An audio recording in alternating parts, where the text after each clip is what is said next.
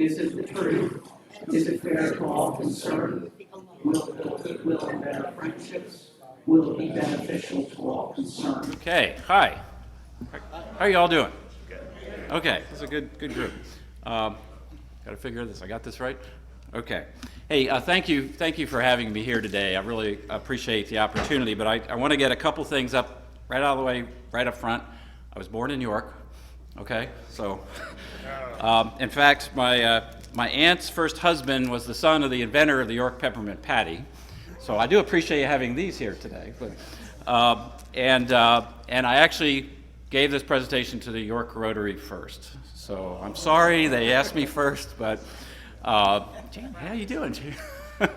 But I do appreciate you having me here because I actually live in Lancaster. I've been here 16 years, my wife and our 2 sons. We love Lancaster. Just don't tell my friends and family in York that we feel that way. But I'm really here today to talk to you about the Susquehanna National Heritage Area, the organization I manage, and the place we live in, and how the shared history of our 2 counties, Lancaster and York County, and the Susquehanna River actually bring us together as a large community and as this part of Pennsylvania.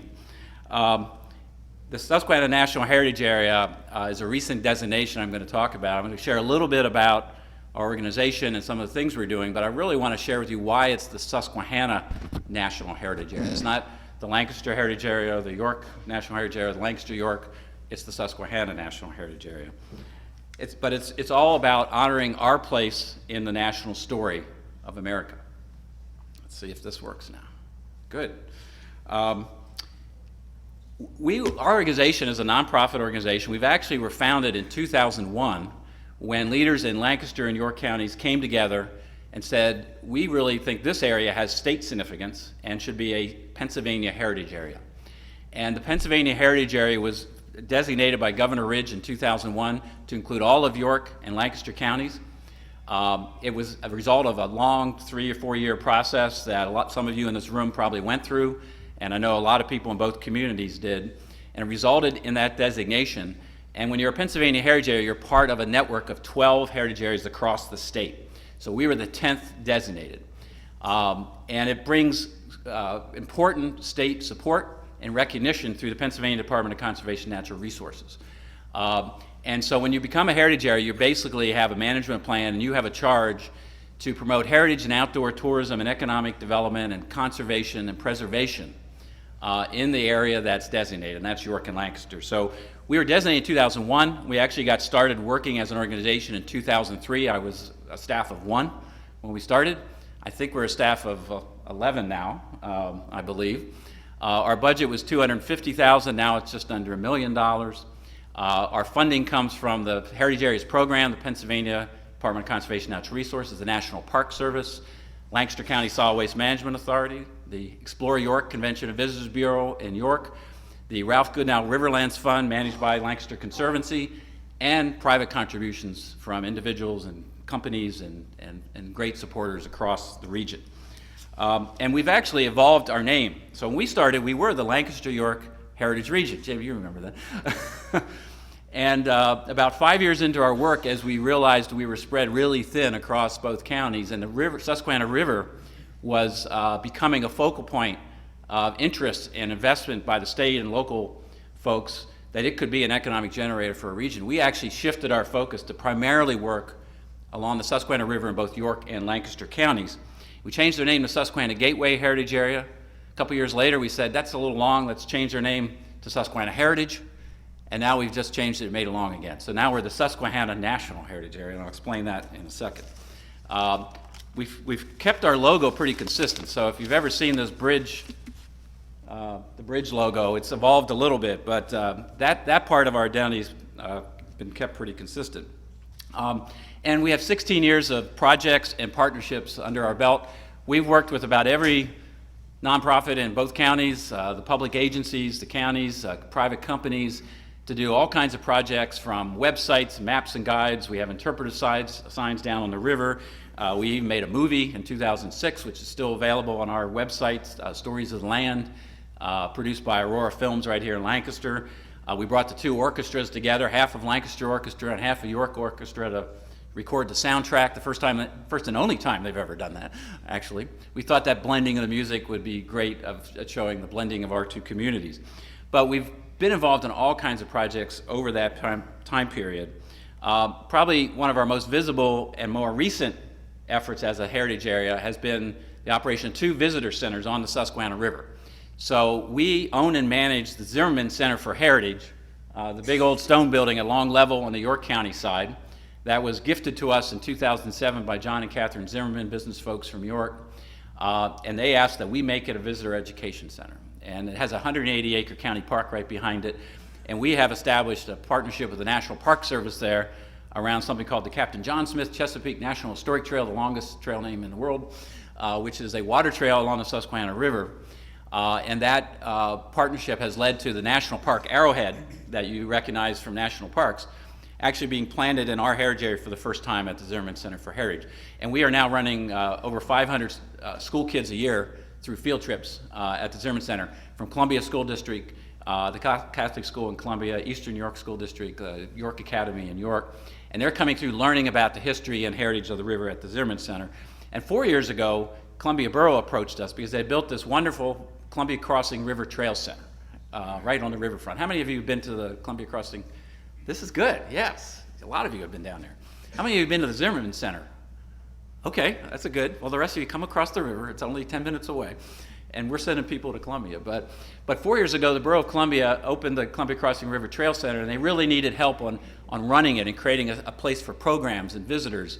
And they asked us, would we consider doing that? So we worked out a plan with some support from the state, and we are now in our 4th year managing Columbia Crossing River Trail Center for the Borough of Columbia. If you've been there, if you've interacted with the staff, you'll know it's a great place to go to get information about everything along the river in the Susquehanna Riverlands area of York and Lancaster counties, maps, guides. We have rotating exhibits, but it also has the cleanest bathrooms you'll find anywhere on the Susquehanna River. So that's one of its most popular features. And it's the trailhead for the Northwest Lancaster County River Trail from Columbia to Bainbridge. How many of you have ridden on the Northwest River Trail? We even got applause for that. That trail has really transformed the riverfront in Lancaster County. It's transforming Columbia, it's transforming Marietta, and even Little Bainbridge. It has become, the trail counters they put out on there show that about 100,000 people a year are riding the Northwest River Trail. That's like the 5th busiest bike trail in Pennsylvania. So, and it's only been really open with paved all the way to Bainbridge for about 4 years. So it is really attracting visitors to the river. Lancaster County also has the Enola Low-Grade Trail down to Turkey Hill going to Safe Harbor Dam. And York County has the Mason-Dixon Trail, a hiking trail that a lot of folks hike along on the York side. So we see the Zimmerman Center and Columbia Crossing have become really focal points for visitors, for local residents, for education. And it's put our organization more out on the retail side of tourism and heritage development. We used to be sort of in the background working with the Conservancy on land conservation and some of the other big projects. But now we are actually producing and providing direct services and programs for the public, both residents and visitors. And I'm excited to share that you might have read in this morning's paper or seen on Channel 27 last night, this weekend, we are launching public boat tours, free public boat tours. Unfortunately, they're all booked up through August 4th. But we have been working to get people on the water. You know, if you paddle your own boat or you rent a boat, you can get out on the river, but there's not been an opportunity in our part of the river for the public to get out on the water, to learn about the history, to see the beauty of the river. And so we've been working through a process for about 3 years to launch river discovery boat tours on the Susquehanna. Long Level Marina on the York side, owned by the Klein family, has been a great partner on this. We have funding from the National Park Service and the state. And this Saturday will be our first public tours. We're going to offer 3 pontoon boat tours Saturdays and Sundays through the summer, probably into the end of September. We are making the dates available in blocks, and we put this up publicly yesterday morning on Facebook and put out on our website. And all the seats for the first 4 weekends were gone in 6 hours. So Channel 27's report aired about 15 minutes after the last seat got reserved. But in any event, you can keep checking our website, susquehannaheritage.org. Go to the Eventbrite.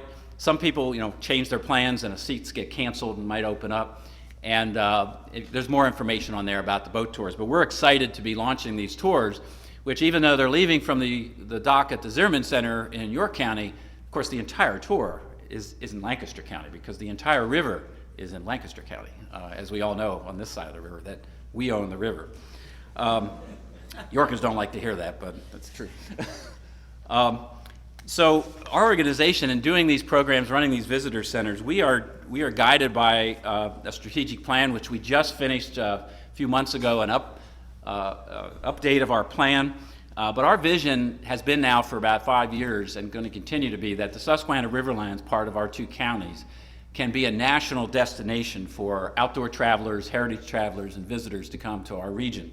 And we try to advance that vision through placemaking, by creating better places for visitors and helping conserve land and helping create the visitor destinations and the interpretation and the signage, and by doing tourism development, by working with our tourism partners to drive visitors to the river. Because I always talk about the river has the potential, we call it the one more day campaign. How many people know how many visitors come to Lancaster County every year? Tourism visitors. Anybody know? Okay, the official number from Discover Lancaster is about 8 million people. York gets about 2 million. So we have about 10 million coming to our heritage area every year. You know, what are most of them coming here for? Amish, right?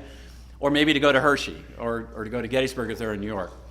But if we can get those visitors, just 5% of those visitors, 500,000 people a year, to spend one more day because of the Susquehanna River, because we have attractions there, we have experiences. You can hike, you can bike, you can take a boat ride, you can go to a visitor education center, you can shop in the wonderful river towns, you can have a great meal and eat, you can get great beer and wine.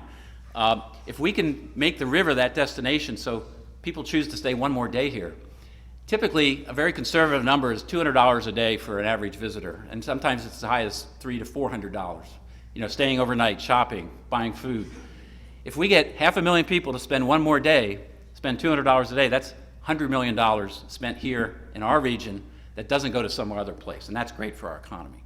So if we get them to spend 2 days, imagine that.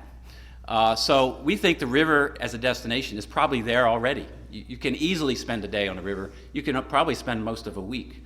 But the goal now is to get the word out to folks, to let folks know that this is happening and that this place is a destination and it's worth investing the time and the money to stay here and visit. So, to bring more recognition to that, we decided a number of years ago that we should try to pursue becoming a national heritage area. Now, the Pennsylvania program is a great program, but it's not really well known as a brand. But National Park Service, how many of you recognize that arrowhead right there? Okay, most of you do. If you've been to a national park, you've been to Gettysburg, Philadelphia, you've seen that. Well, the National Heritage Area program is a program of the National Park Service.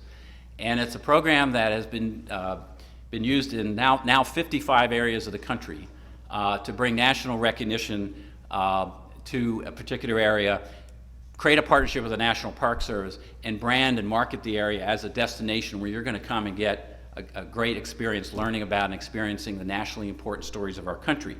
So national heritage areas are places designated by Congress. So our state heritage area is designated by the governor. To become a national heritage area, it takes an act of Congress. But they're places designated by Congress, administered through the National Park Service, managed by a local coordinating organization, that's us. They tell nationally important stories, but they use a grassroots approach. It's bottom up. It's working with the local community to identify the stories that are important to our nation and how we're going to tell those stories and share those stories. And it's all about using heritage development as an economic development tool and promote tourism and promote improved quality of life and economic revitalization in our smaller towns and communities too. It also, the National Heritage Area supports historic preservation, conservation, recreation, heritage tourism, and education about the history of an area. And I think most importantly, to become a National Heritage Area, it's a way to foster pride and really create a stewardship ethic in our communities that, hey, we live in a special place. It's nationally significant. We know it's not locally significant, but it's important to our nation. And we're going to take better care of it, and we're going to be good stewards of that community. Now, the benefits of being a National Heritage Area, we think are three major benefits to doing it. One is it brings enhanced national identity exposure. You get that arrowhead being able to be used in the community. You get to be part of the National Heritage Area website on the National Park Service site and get promoted as part of this network of 55 places around the country. You get technical assistance from the National Park Service that typically wouldn't be available here if we weren't a National Heritage Area. And that includes help with marketing and maps and guides and interpretation.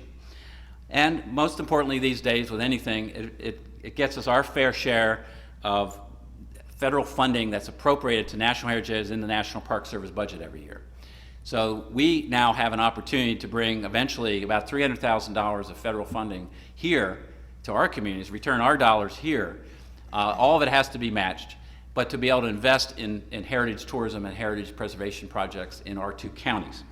And there's a whole process that we have to go through to get to that point, a management plan process, but eventually that's what it'll bring. And we looked at all those benefits and the purpose of National Heritage Areas about 13 years ago. Our board of directors and some of our local community leaders we worked with, and we said, we think this is something we ought to start to pursue. Of course, I'm always, that'll only be 3 years. But I found that anything really good takes at least a decade. It took us 10 years to get the lights on the bridge down at Columbia. It took us 10 years to preserve lands, transfer lands from the utilities along the river for conservation. It took us 13 years to become a National Heritage Area because literally it takes an act of Congress. And any of you remember Schoolhouse Rock? Get a bill through what it takes to get a bill? It is on the mark. I played it for my son to say, this is what your dad just went through for the last 13 years. And, but we started it in 2006-07. Senator Bob Casey introduced a bill in the U.S. Senate starting in 2008 and kept doing it every session of Congress since then. Congressman Lloyd Smucker joined in when he got elected to Congress, introduced a House bill. And I'm pleased to share, and this is a little bit old news because it was in the paper and the news a couple months ago, but that in March, President Trump signed the John Dingell Conservation Act, which is a 698-page bill. That's only one page of it, one section of it. 698-page bill covering all kinds of conservation things across the country. And Senator Casey, and with Congressman Smucker's support on the House side, we were able to introduce a 3-line amendment to that bill to include our area as a National Heritage Area, along with 4 or 5 other areas that were being designated at the time. And the U.S. Senate passed it in February on a vote of 92-8. Do you know how rare that is these days? 92-8. And the U.S. House passed it by an overwhelming majority, both parties. So we had bipartisan support locally, and the bill that that got adopted had bipartisan support in its votes in Congress and from President Trump too. And so when that happened, we became the 55th National Heritage Area in America as of March this year. And we celebrated this in June 7th. I like to take panorama photos of folks, so I made everybody pose, including Senator Casey and Congressman Smucker there on the left-hand side there. But we had a really great celebration at Columbia Crossing with our county leaders, our business and chamber leaders, our bipartisan political leaders, and Senator Casey and Congressman Smucker, and wonderful partners from all over both counties come together at Columbia Crossing. We celebrated with a boat ride across the river and officially recognized that we are now a National Heritage Area. And as we start working ahead, there's, the National Park Service is a government bureaucracy after all, even though it's a little different than some. So they have process. So even though we're now designated as a National Heritage Area, we will be initiating what's called a management plan process this fall that'll involve the community. It'll take about a year to go through a plan that says this is how we're going to make the National Heritage Area real in our communities. These are the kinds of things we're going to invest in and support. And when that plan is accepted by the Secretary of the Interior sometime in early 2021, then we will officially have a management plan approved and be able to start implementing and receive full funding as a National Heritage Area sometime in 2021. And when we do that, there are some significant stories in our region here that were identified in what's called a feasibility study we did back in 2008 that said if the National Park Service, before they'll say you meet the criteria, you have to show them that you do. And through a study, we found that our region has a number of significant national stories.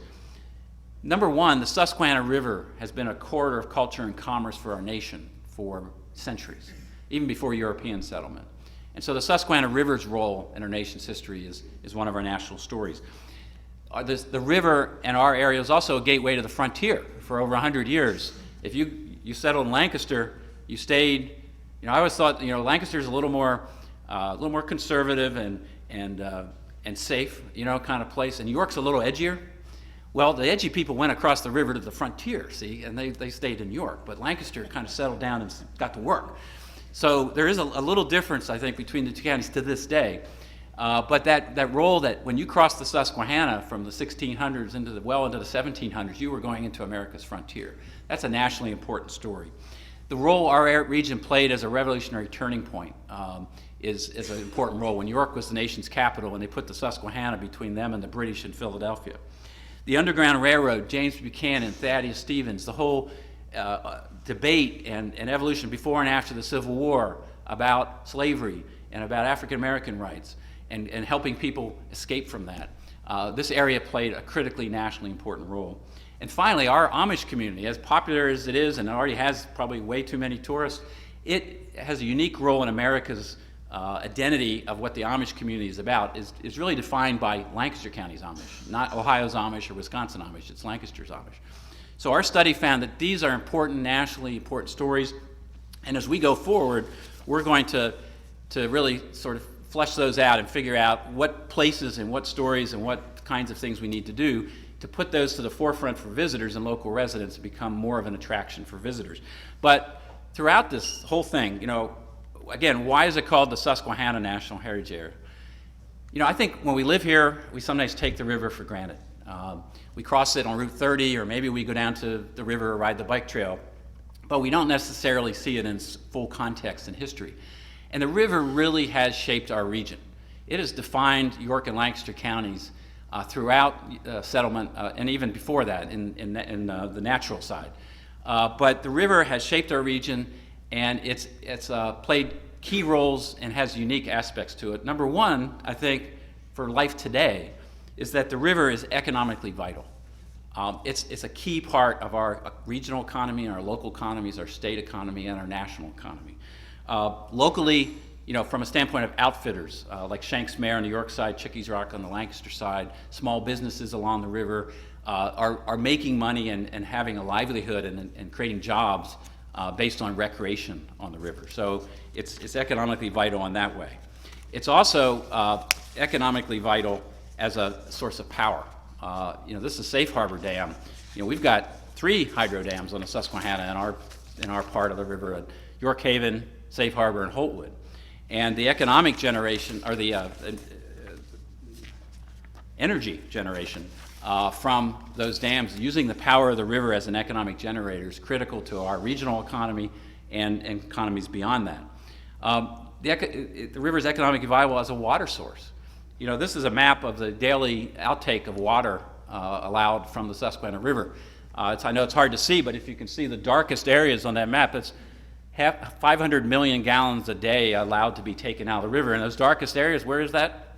York and Lancaster counties and Harrisburg. We are drawing from the river to power our homes, to give water to our homes, our businesses. So it's economically vital as a source of water. But beyond the economics of it, the river has some really fascinating characteristics that I think we need to be aware of and share and promote and help make it a destination. It's really old. The river is one of the 4 oldest rivers in the world and one of the 2 oldest in North America. The other one is the New River, amazingly, in North Carolina, which I was just at last week because my wife's family has an old house down there. So I go from the oldest river here to the oldest river in North Carolina, but the New River competes with the Susquehanna as one of the 2 oldest rivers in America. 260 to 325 million years old is the Susquehanna. It's also, it starts really small. This is my son's Penn Dutch Council Troop 102 at the headwaters of the Susquehanna in Cooperstown, New York. How many of you have been to Cooperstown? How many of you went to the Baseball Hall of Fame? And how many of you went to see where the Susquehanna River begins in Cooperstown? Almost half of those people. It starts like a creek at the south end of Lake Otsego, right 3 blocks from the Baseball Hall of Fame. And so when I went on the troop trip up there with the Boy Scouts, I said, before we go to the Baseball Hall of Fame, we're going to see where the beginning of the Susquehanna River is. And I think the thing that most surprised them, if you can see the water back there on the right, they said, that water doesn't look like the water down where we live. You know, I said, there's a lot of stuff that goes into that river between Cooperstown and Columbia. So, that's where it starts, 444 miles long to the Havre de Grace in the Chesapeake Bay. But, you know, it starts small, it gets really wide. In fact, the widest parts of the Susquehanna are in Lancaster County. Down at Wrightsville, Columbia, it's 1.25 miles, and just a little bit south of there, Washington Borough over the Long Level, it's 1.68 miles, the widest part of the Susquehanna River anywhere in its whole reach. So it gets really wide, particularly right here in our backyard. The river is really shallow in many places, and would be even shallower if the dams weren't there. This is a Lloyd Mifflin painting at Columbia in 1891. So you got a sense of the river. Some of this is still there today if you're there at low water times, but it's got areas where it's very shallow, and it's also got areas that are really deep. So this map at the top is Benjamin Henry Latrobe's survey of the Susquehanna back in 1801, and below it is a graph done back in the 1800s to show where the Susquehanna deeps are. So there are areas of the river that go down 100 feet deep. They're like crevices and holes in the river. And a couple of them below Conowingo Dam actually go down below sea level. The bottom of the river is below sea level. The closest one to us is just north of Safe Harbor Dam. It goes about 50 feet, 60 feet deep below. The normal depth of the river there behind the dam is at the most 40 feet. And then the holes go down even deeper. So it can get very narrow and deep in parts of the river. The river floods. The historic floods are included here. Agnes in 72, which I'm old enough to remember, was the worst. 48 deaths, $2 billion in damage. The stream flow in the river was at 1,020,000 cubic feet per second. The normal stream flow in the Susquehanna today, which is right now it's about normal flow, is 37,500 cubic feet per second. So that's what Agnes was like back in 1972. In addition to flooding, the river freezes. This is from Pinnacle Overlook about 10 years ago, but it's amazing when you're up there and that entire river is a frozen sheet of ice. Sometimes it freezes and floods.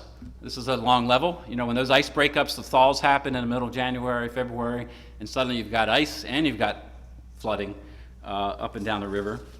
It's a place for recreation. You know, despite all that, despite the flooding, despite the shallowness in places and the deepness in others, it's a great place for recreation.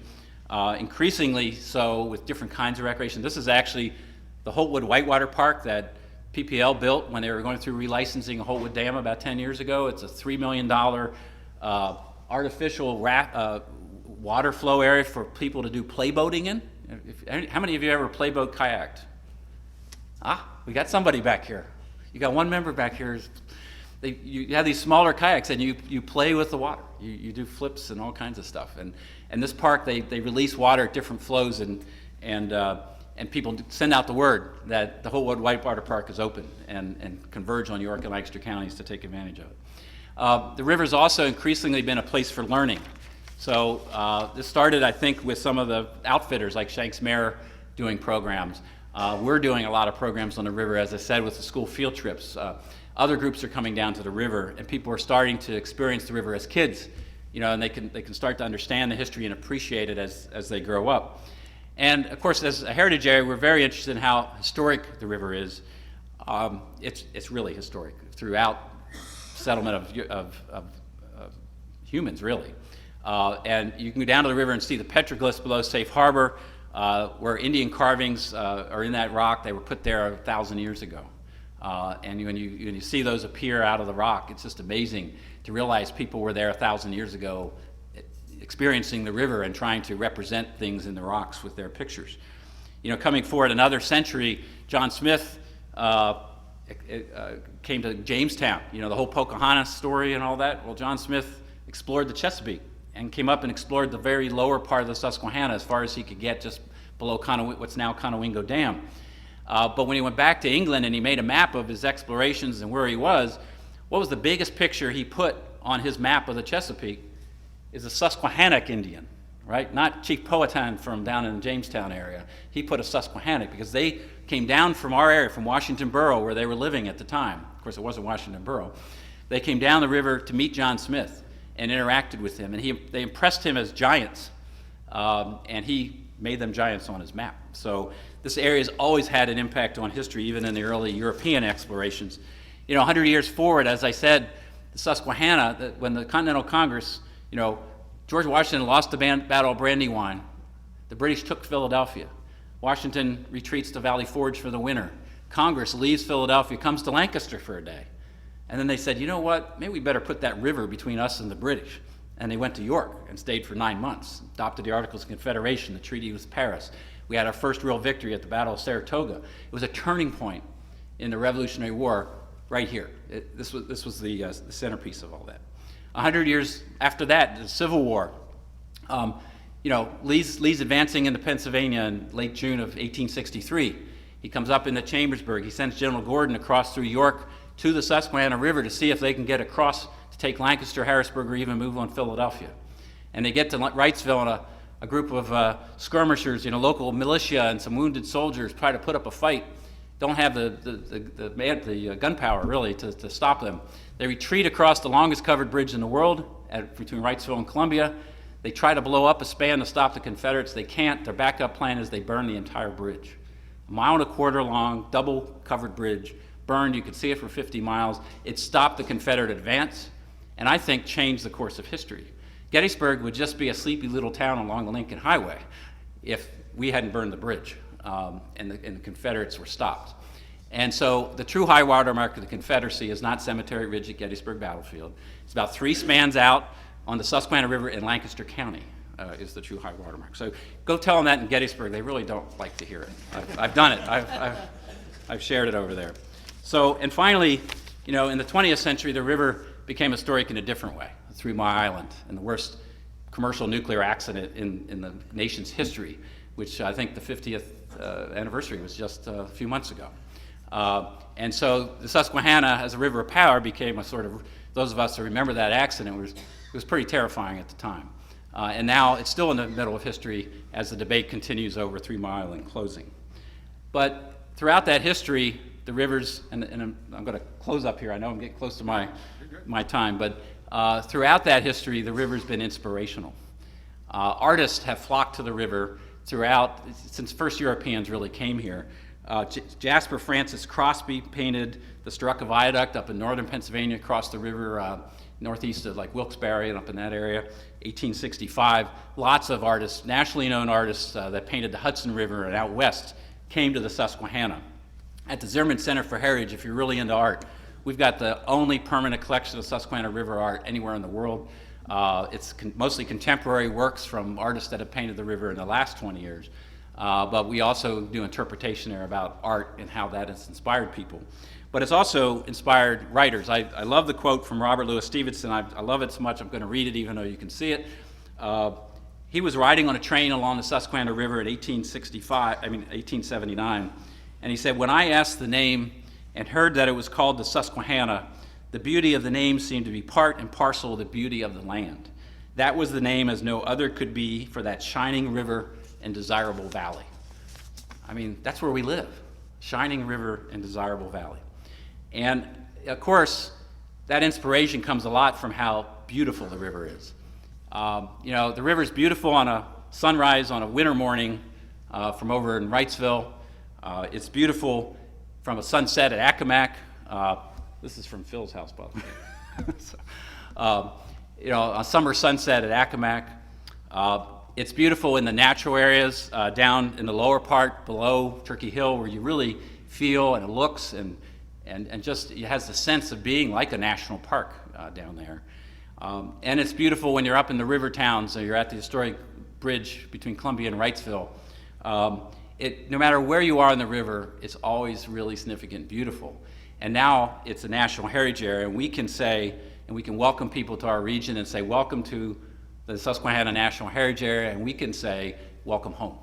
So, thank you.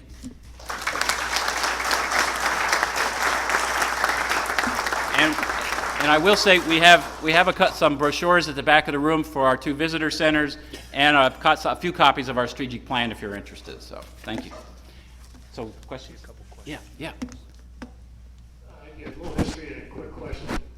My dad, I think, was only one of 2 people ever to fly under the old railroad bridge in '46 in his P-51 Mustang. And he thought he'd get away with it, but somebody saw his number on the plane.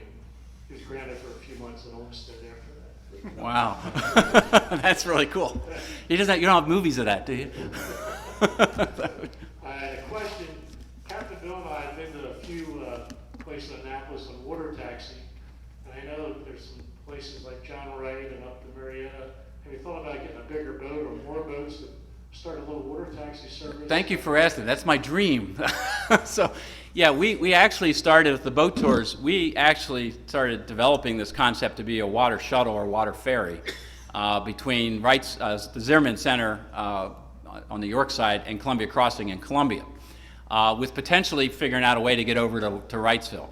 There's some real challenges with navigation on the water, particularly for a boat that can carry any number of people. You know, I know the local fishermen know how to do it all and can figure it out, and you're in a John boat, it's one thing. The pontoon boats, this is a 27-foot pontoon boat we're going to be using for the boat tours from Long Level Marina. It carries about 10 to 12 passengers. We could potentially go bigger on Lake Clark, but to get from Lake Clark, below the islands, just below the bridges at Wrightsville, Columbia, to Columbia, you have to navigate through an area of a natural rock formation that's through there, as well as the old remnants of a low-head dam from the 1800s that was built to raise the water for canal boats. And so there's a bunch of stuff under the water, and it's very shallow at that point. The lake kind of peters out. And so we have done it with caravans of boats for tours, special tours. And part of our boat tour program with Long Level is this summer, probably in August and September, at least one day each month, we're going to schedule special trips to demonstrate that experience. We did it for the National Heritage Area celebration in June, and everything went fine until on the way back they nicked the motor on one of the rocks going through there. And I was like, yeah, you're going to nick a motor. that's part of being on the Susquehanna. But we do hope we're starting with the loop tours from the Zimmerman Center, demonstrate that you can have a ferry service going back and forth between the 2 visitor centers so that you can experience both sides. And then I think eventually, there's some things up in the air over at Accomack with the old Accomack Inn, and potentially that could become a destination with a dock, and then you could go across to Marietta, and then suddenly you could have like a ferry there. And I think there could be potential to do that on Lake Aldred, down at Peckway and Otter Creek. I think we'll get there, but we're taking it slow. I tell you, just to get these pontoon boats running, I've about pulled the rest of my gray hair out for the last 4 months or 6 months, because there's all kinds of liability issues. There's U.S. Coast Guard and Pennsylvania Fish and Boat requirements. Amazingly, the Susquehanna River is still considered and designated as a navigable river of the United States. Now, you can't navigate it. There's 4 dams on it. But it's left over from years and years ago. So the U.S. Coast Guard has jurisdiction over the Susquehanna River. And so if you're going, and it's one of the reasons our trips are free right now. We have funding, so we did intend to have grant funding to launch this and make it available to most people. But it's also free because if you charge a fee and become a vessel for hire, all these Coast Guard requirements kick in as far as the type of boat, the certain features of the boat, the captain of the boat, and we think we can get there and meet those, but we wanted to get this going. So we decided go with the smaller boats, go with it free. Our captain is a master captain of the U.S. Coast Guard. He does have that certification. And then try to start demonstrating the ability to create like a water taxi thing. So I think we'll get there. We need money, time, and some bureaucracy to get through. And then that's the dream, is you could go from Columbia to Wrightsville to Long Level to Blue Rock Heritage Center to Shanksmere Outfitters and kind of pop around and get on and off, take your bikes along, that kind of thing. That's the vision. So, good question.